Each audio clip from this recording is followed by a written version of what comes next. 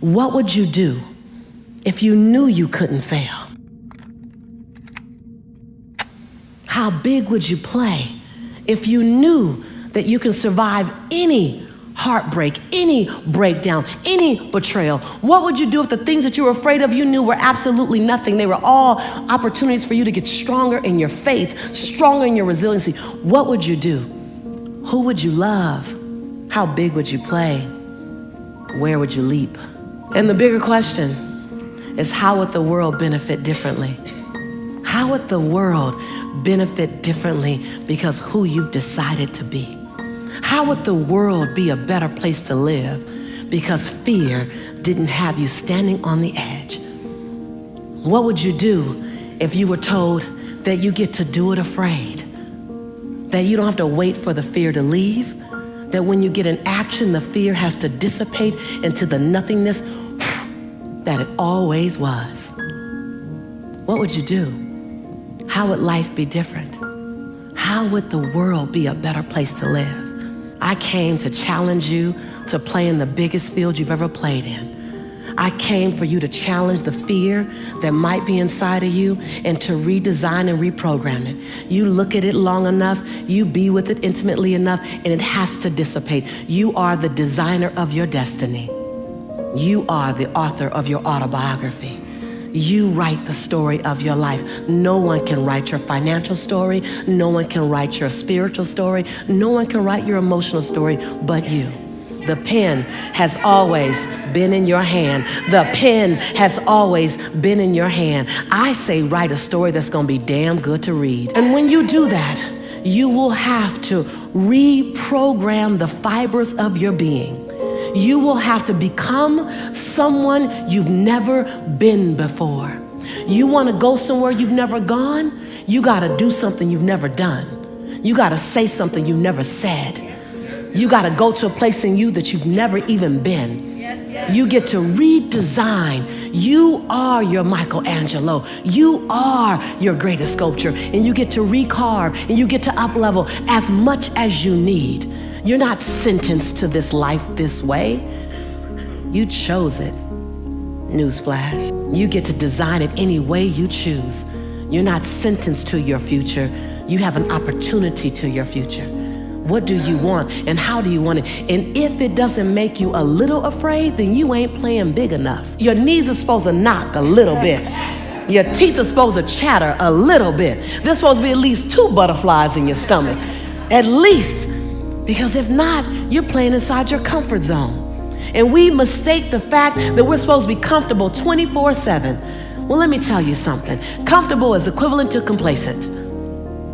I'll choose inconvenience every day, any day, to make a difference on the planet. I don't mind being mildly to moderately to significantly inconvenienced to leave my fingerprint on this planet. So I just came to talk to the game changers and to the change agents who are willing to confront any part of you that's not speaking to your madly, wildly amazing future. Confront it. I came to talk to the change agents that are interested in evicting any fear that doesn't speak to your wild future. I came for that. I came for you to confront it, for you to get a little angry at it, for you to get a little pissed off at it. Say, wait a minute. I've been letting you drive me all this time, and you are a story that I made up about the future that doesn't even really exist. When you said I might get hurt in the next relationship, you made up a story about the future that doesn't even exist yet. And you're powerful, and any story you make up is true to you, but it's only true to you. And then you live out that story because you want to be right. You don't want to be wrong, you want to be right. So you make up a story, you project it in the future, and then you live it out until it's true. Like, see, I told you guys. I told you guys. You'll work really hard to make that story right. I just want you to know that. So I just stopped by to invite you to design a new story. I stopped by to remind you that the pen has always been in your hand, that no one else can write your story but you. And I don't know about you, but I want to write a story that when I get ready to sit down in my final years and there's nothing else I could do, that I go back and I just want to read my story. And I go, wow, I remember when I was afraid. And then I know on the next page, I jumped anyway. And then I read the next chapter and I go, whoa, that really scared the heck out of me. And I know what's going to happen on the next page. I did it anyway.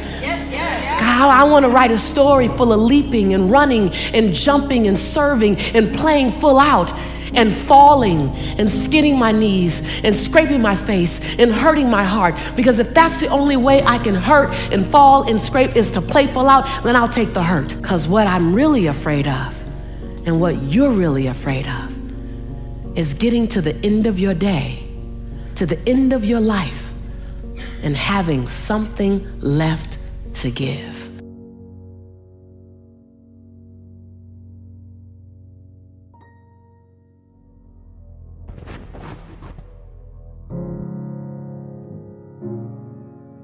To live a bulletproof life is to make the choice to keep your power and to not be in reaction to things that happen to us.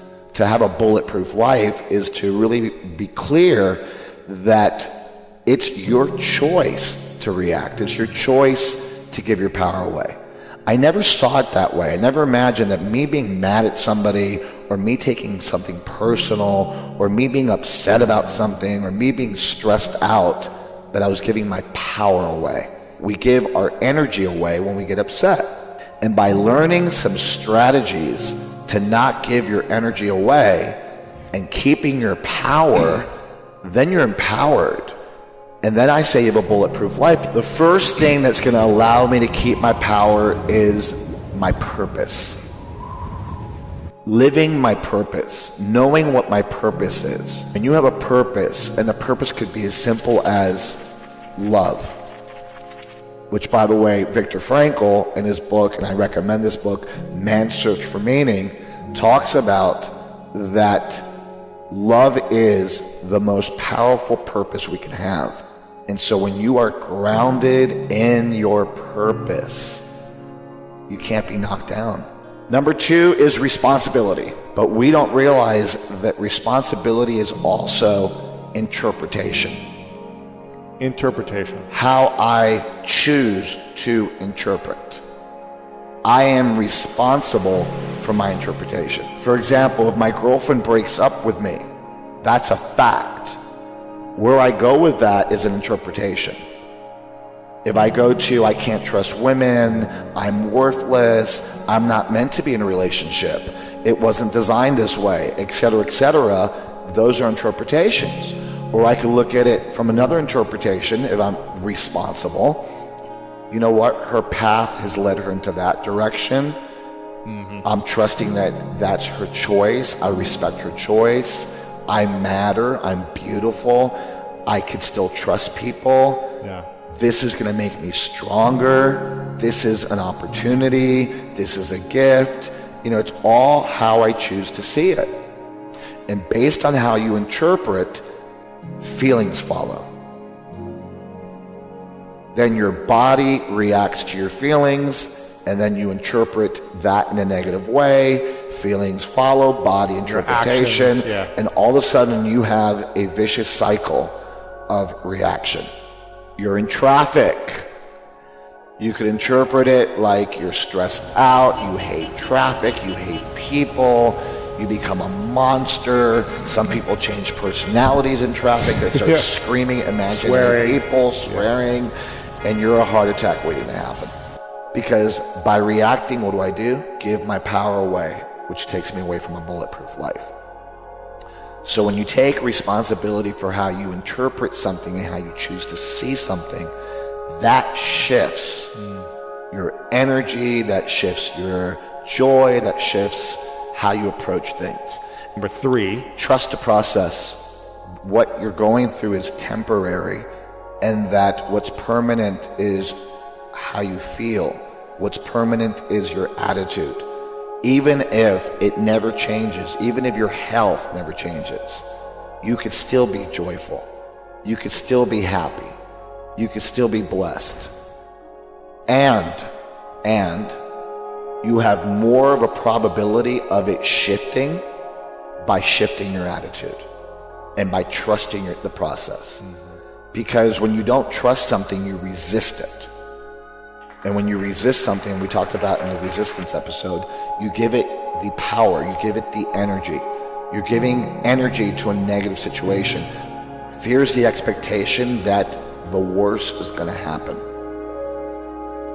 Faith is the knowing that everything is going to work out. Number 4 is confront whatever is stopping you from a bulletproof life. Don't avoid it. Don't be afraid to confront something. Confront means have the conversation you need to have. Whether it's with yourself, with your spouse, with the people around you, be willing to tell the truth. When you don't tell the truth, you're in resistance, you're choosing a negative interpretation, and you're not applying the prior principles. And one way to do that, tangible, look at your results. Look at your financial results. Results don't lie. Results don't lie. Look at the results you have in your friendships, in your relationship, the results with your health, your weight, your body, financial. Take inventory. And one way to take inventory, very simple. On a scale of 1 to 10, where's my health? Step 5 is integrity. We take our foot off the gas in keeping our agreements, keeping our word, keeping our promises. And the biggest thing I've noticed is that the more power people have, the more excuses and the more justifications they have to not honor their word. Integrity is about being whole and complete. It's about being one with what I communicate, what I do, and what I create. Step 6. It's expand your comfort zone. Challenging my limiting beliefs. Challenging the, I can't do that, I could never do that, that's too big for me. And there's something I read years ago from a friend of mine named Maria Marin, who's a Latina superstar. And she wrote a book called, If You Expect More, You'll Get More. And if you expect little, you get little. So number 1, purpose. Number 2, responsibility. And interpretation. Right. Number 3, trust the process. Number 4, confront. Number 5, integrity. Number 6, expand your comfort zone. And number 7, enthusiasm. Live life with passion and enthusiasm, and put passion into everything that you do. Enthusiasm in the breakdowns, enthusiasm in the breakthroughs, enthusiasm in everything that you do. And that enthusiasm is infectious, and that's contagious, and people want to be a part of it. I think that the first thing that goes out the window when we're in a breakdown or in a situation is our enthusiasm. Because our fear kicks in, and we start having dark conversations. Can you think of anything that happened in your life that at the time it happened, you thought this is terrible? But you can now look back upon it and say, gee, that was actually pretty good. So if something happened to you in the past that at the time it happened, you thought was terrible, but you can now look back and say it was actually pretty good, why are you in a hurry to label anything that happens now bad? Is there any possible way in which in X years it could turn out to be pretty good? Just pausing to consider that question will take you to a different emotional domain.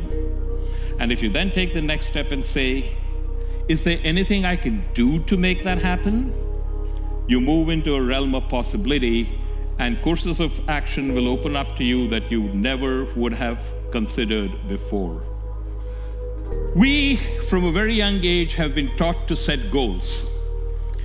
And parents, teachers, coaches, all told us, set a goal for yourself and then come up with a plan of action to achieve your goal.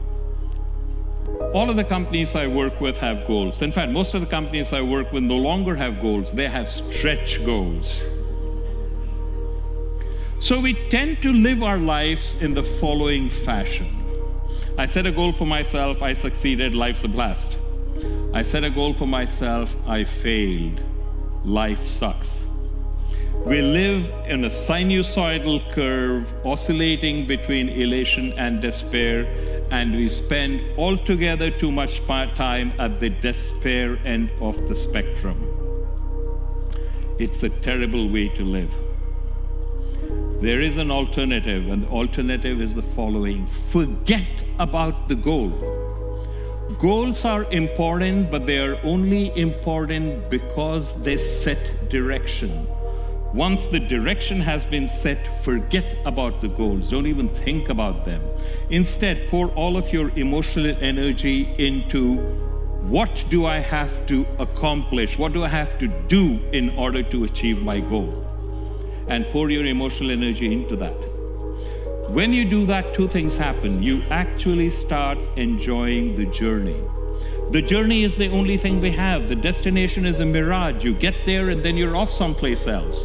People want to climb Mount Everest. How much time do you spend on top of Mount Everest? A few minutes to a half hour at most. You climb up there, your buddy takes a picture of you, your buddy gets up there, you take a picture of him, and then you're on your way down, and you hope you don't get killed in an avalanche. So if you're going to climb Mount Everest, you better enjoy the weeks and months of acclimatization on Base Camp 1, Base Camp 2, and onwards. The journey is the only thing you have, and when you invest in the process, not the outcome, you enjoy the journey. And paradoxically, the more you are detached from the outcome, the higher the probability that you will actually reach the goal you wanted. And if you reach the goal, wonderful. If you do not reach the goal, wonderful. The mistake that all of us make, that all of us buy into, is that the benefit of this approach is then we will reach our goal. The reason we try very hard is so that we can reach our goals, and if we don't succeed, you know, we screwed up. It's terrible. False. Remember what I said earlier, you do not have control over the outcome. You never had control. You never will have control. The benefit of this approach is the advantage for you, the benefit you get is the growth that happens when you try your best to achieve the goal that you set for yourself. Whether or not you reach it really doesn't matter. You have already benefited from the growth that occurs in you as you go. That is what we miss out. It's not about achieving the goal. It's about how you develop as a person and grow as you try your level best. And you do that by investing in the process, not the outcome. Einstein said the most important decision you'll ever make is the universe friendly? Most of us believe that the universe is indifferent to us. It doesn't know we exist and couldn't care less. Some of the times it seems to be working for us. Some of the times it seems to be working against us. Some of the times it's actively working against us. So if we are driving and we're late for an appointment, it will arrange for a traffic jam and for our air conditioning to break down. But what if that wasn't true? What if the universe was actually benevolent? What if it not only knew you existed, but was well disposed towards you? Now, friends don't shaft friends, do they? No. So if it was a benevolent universe, it actively gives you exactly what you need for your growth. It may not be what you want, but it is exactly what you need. Just as if you're a small child, what you want is a tub of ice cream, and what your parents give you are fruits and vegetables. You don't want fruits and vegetables, you want ice cream. And it's only when you have a much greater maturity and understanding that you can say, thank God I got fruits and vegetables and not ice cream. What if the universe was like that? It gives you stuff, it's not what you wanted. You want to get promoted, you get a pink slip. But maybe what if this was exactly what you needed at this stage? Regardless of whether or not the universe is benevolent, if you believed the universe was benevolent, your life would improve dramatically. Now, just because you recognize that a model is intellectually superior doesn't necessarily mean that you can adopt it. But you can work towards it. And one of the quickest ways to find out if the universe is benevolent or not is look for evidence that it is. And the more you look, the more you will find. And eventually you will come to the point where you will tip over. And you will believe the universe is benevolent. And when you do that, you'll be living in a completely different emotional domain. So there was a young man who was growing up to take his place among the adults of the tribe. And the final rite of passage was a conversation with the medicine man. And the medicine man told him, here is this dog, loving, trustworthy, kind, intelligent. And here is this wolf, malevolent, vicious, cruel, ready to strike at anything. And the dog and the wolf are fighting. And the dog and the wolf are both inside you.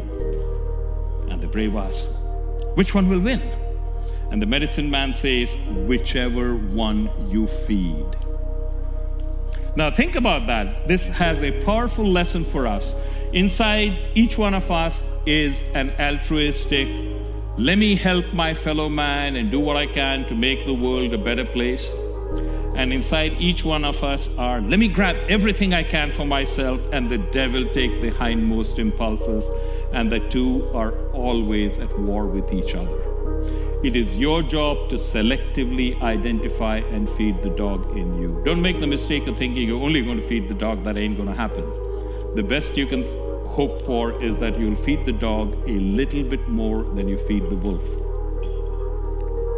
But when you do that and the dog becomes stronger, it's also your job to selectively identify and feed the dog in everybody you run into. And when the dog in you becomes friends with the dog in the other person, magic happens in your life and in the world. I think that we're actually animals, that we have an animal nature, and that we have to become human. And we become human by overcoming some of these deep-rooted animal forces within us. These forces within us that we can't control, such as the fact that we can't control our own emotions, our own anger, our own frustration, or we feel envy, or we're caught up in the emotions of other people. I call those forces, primal forces, human nature. And they can create sort of negative patterns of behavior, the dark side of what we see in the news, etc.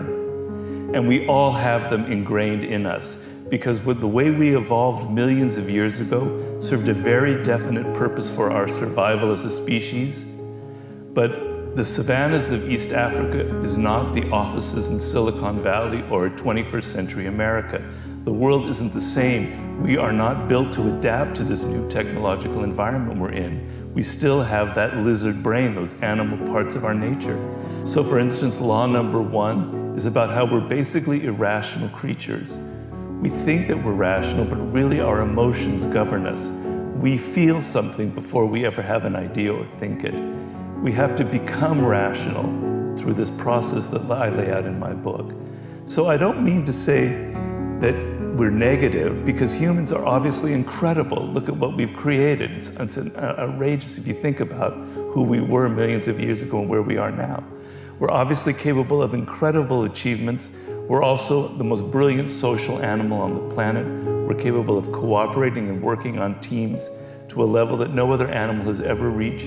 So there's obviously another side to the story. But to become greater, to become truly human, we have to overcome these forces that I lay out. So for instance, we are built to constantly compare ourselves to other people. We're always thinking of what the other person has and how we are in relation to them. Are we getting as much attention as that other person? It started off when we were children. Are we getting more attention than our siblings from our parents? So we're continually comparing ourselves in rank, in power, in status to the people around us. And this is deep force within us, and it's constant every day, every moment. You don't realize it, but you're going through that. And social media, it completely exacerbates this tendency in human nature. Another is the contagiousness of emotions, which is extremely powerful. We tend to think of ourselves as autonomous human beings, that we're independent, that I feel affection or anger or frustration on my own. We don't realize how deeply we are affected by the emotions of the people in a group. This is the viral effects. Emotions are extremely contagious. Before the invention of language, we humans had to be able to communicate to one another through just picking up the moods of other people. And If there was a threat to our group or our tribe, the ability to feel fear and anger together bonded us and helped us survive. But that doesn't serve much function in the world today, where viral emotions can be very dangerous and we see a lot of that on social media. I'm really worried about people nowadays, but now my worry is that people are so immersed in their smartphones and their technology that they don't understand people. They're not observing people. And this has been documented in studies that young people, for instance, levels of self-absorption and narcissism have been growing steadily since the 1970s. We are the preeminent social animal on the planet. Our survival depends on how we relate to other people, whether we understand them on some level. And I find a lot of people are increasingly in the world are really bad at observing just basic elements in human psychology. The position I'm in now, I'm a consultant to a lot of very powerful, famous people. I'm not going to mention any names, but people fly me out to consult with CEOs, political people who are very powerful and even in other countries. And the number one problem I find that they have is an inability to understand the people they're dealing with. They hire the wrong partners. They hire the worst assistants who end up ruining their lives. These are people who are technically brilliant. They understand their field, they understand marketing, etc. But they don't understand basics about the people around them. And they make terrible hires, or they marry absolutely the wrong person for them in their lives. Their emotions, or their personal relationship bring them down.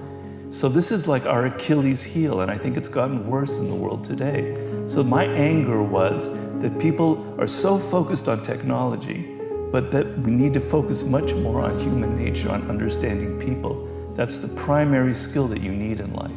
There is something deeply ingrained in each individual person, a particular individual nature that we all have, and that causes us to go into compulsive patterns of behavior. I have this problem myself. I notice each time I write a book, I'm telling myself, I'm going to make this book short. I'm not going to ruin my health. I'm not going to do so much research. And every goddamn time I still go through the same process. I can't break this pattern. Okay? And everybody has them. Where does it come from? Some of it comes from our DNA, from our genetics, things we can't control that we've inherited from our parents. Some of it comes from our early attachments. And some of it comes as we get older and we interact with teachers and mentors and various people who create a certain way we view ourselves. If people keep telling us that we're not really worthy, that we're not good students, we internalize that and we end up becoming like that. So it's a mix of things. Each person has a mix of these qualities, and you have to kind of untangle the various strands. And you're right, what I'm saying is you're a mystery to yourself. You don't know who you are. You have patterns of behavior and you're not even understanding that.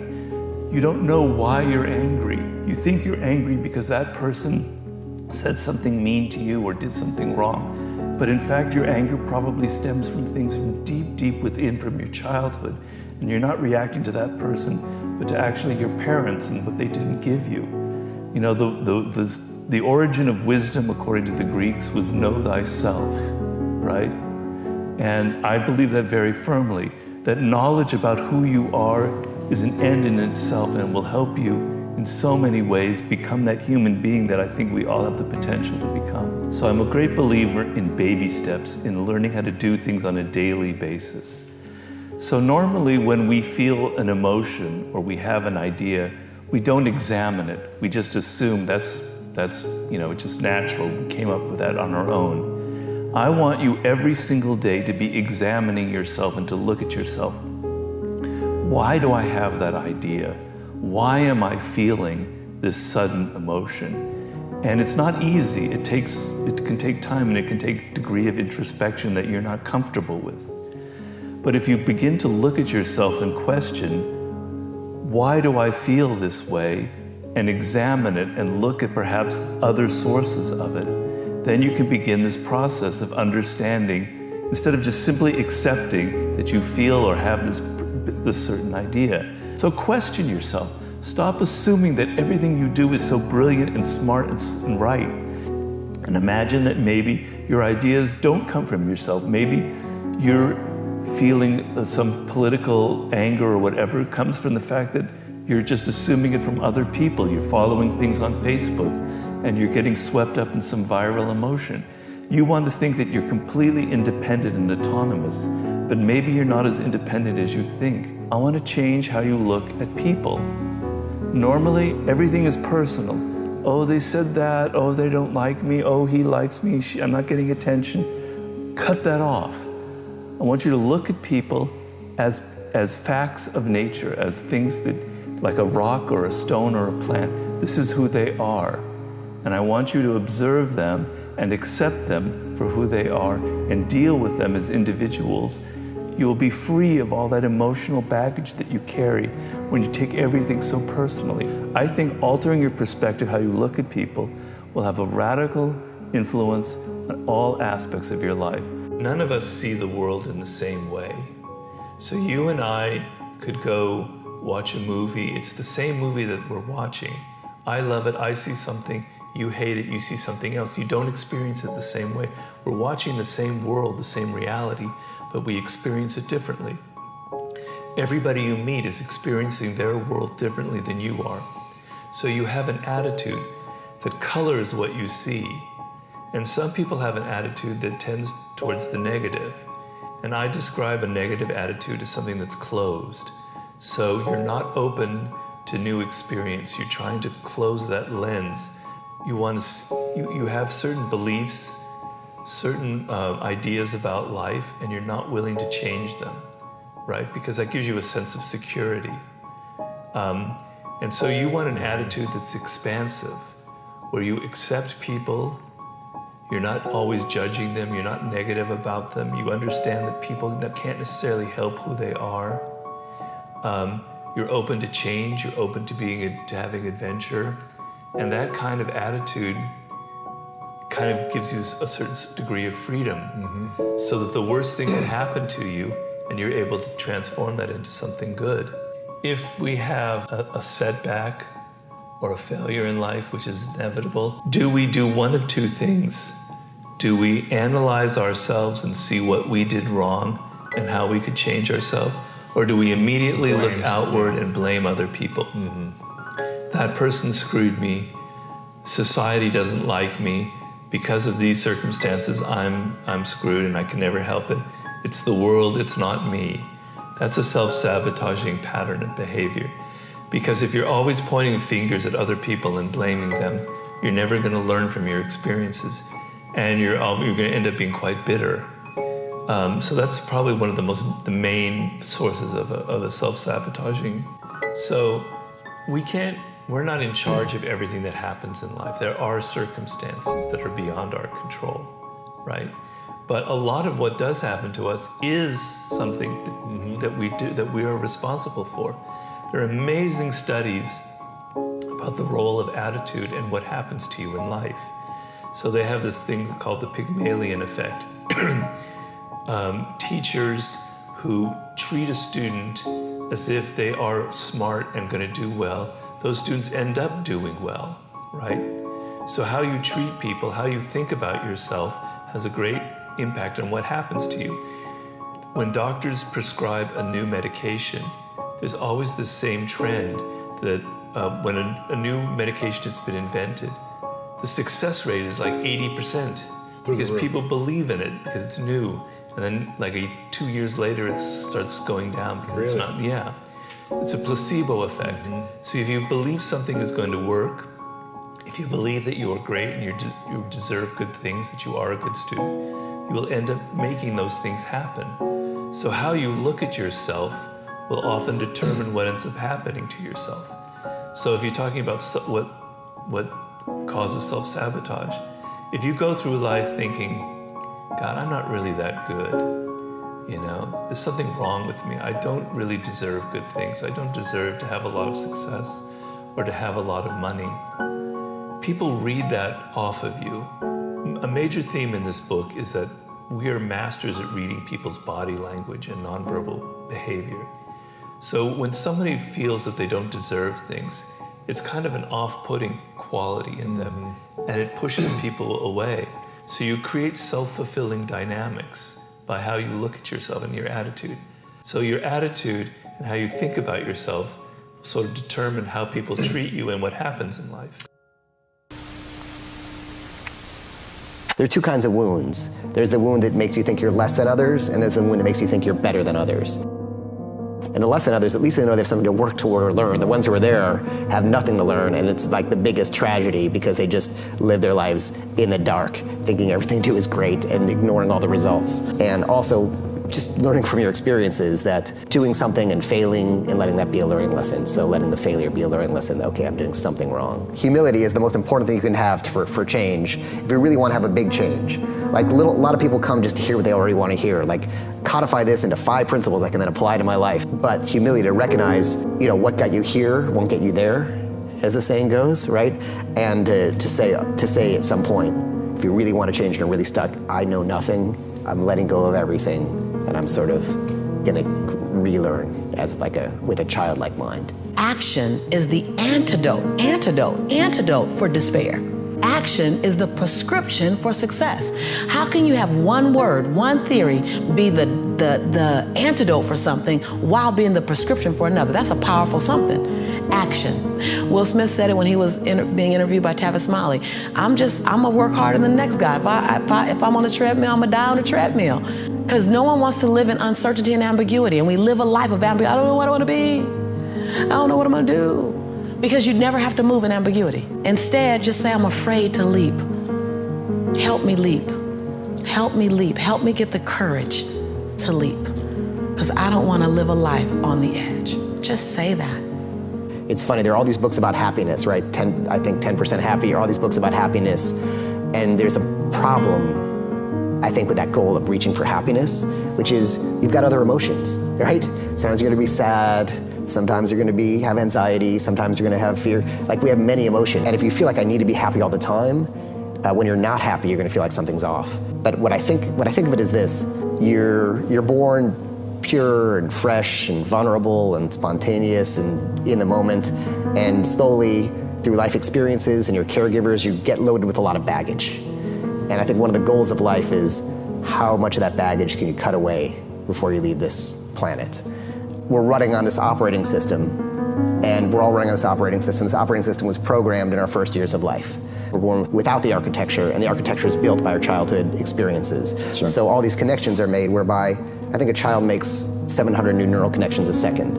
So a 3-year-old has twice as many neural connections as we do.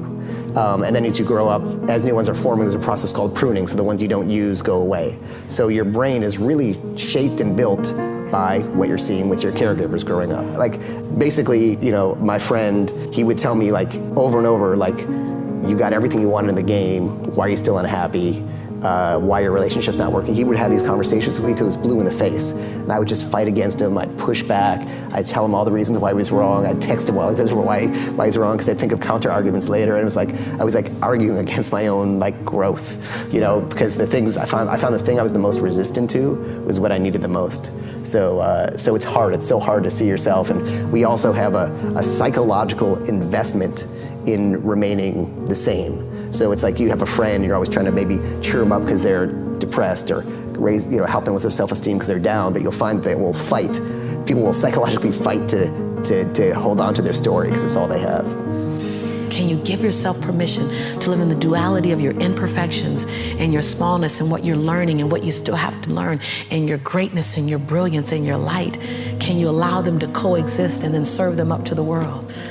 To love you, to see you, to inhale you, to judge you, to leave you, to love you. Some of us are just as afraid of being loved as we are to be left. Can you give the world permission to leave you and love you?